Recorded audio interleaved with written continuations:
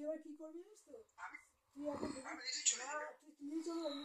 আর যদি খুব অনেক দূরে টুরে যেতে হয়, তুই 4 দিন আগেই বলে দিবি যে আমার ওষুধ ফুরিয়ে গেছে, তুই জানিস 4 দিন পরে ওষুধটা আসবে, আর তুই 4 দিন ওষুধ রেখে দিবি। তোমার ওষুধ পাওয়া যাচ্ছে না এখানে, আমাকে যেতে হবে ওখানে, তোমার ওষুধ পাওয়া যাচ্ছে না এখানে, তোর ওষুধ এখানে নেই, এখানে যেতে হবে বলেছে 3 দিন পরে আর 2 দিন পরে এনে দেবে। চিন্তা করে কি করবো? ওই জন্য তো 1 সপ্তাহ আগে বলে রাখবি, যাতে তুই জানিস এর আগে আসবি। নিজে নিজে যদি চলে যেতে পারিস খুব ভালো, কারণ সবার বয়স হয়েছে, কেউ তোকে হেল্প করবে না।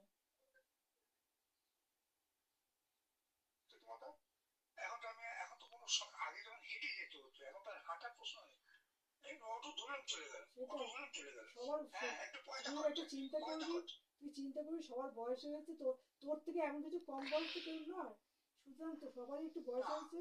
তুই চিন্তা কর, বাবু যদি এখন তোকে সবসময় বলে এই আমার ওষুধ নিয়ে আমার, তোর ভালো লাগবে? তুই তো বিরক্ত লাগছে। তুই বাবুকে দোষ দিই না, আমি দোষ দিই না যে বাবুকে কেন বলবো, দুলাল তো করতে পারে, দুলালকে বলি নেই কারণ এখন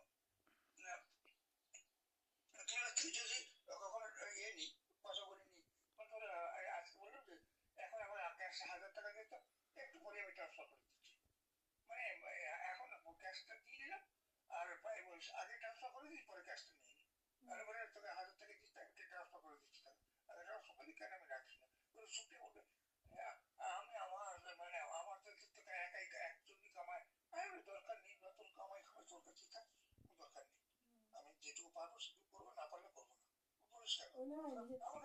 না, তুই চিন্তা কর, বাবু তোর থেকে আমি কিছু ছোট না, দুলালো আমি ছোট না, কে করে কার জন্য, সবাই মানে সবার জন্য একটা ইয়াং ছেলে থাকলে সবাই তোদের সবাইকে দেখাশোনা করতে বাড়িতে, কিন্তু সবাই বুড়ো, সবাই বুড়ো।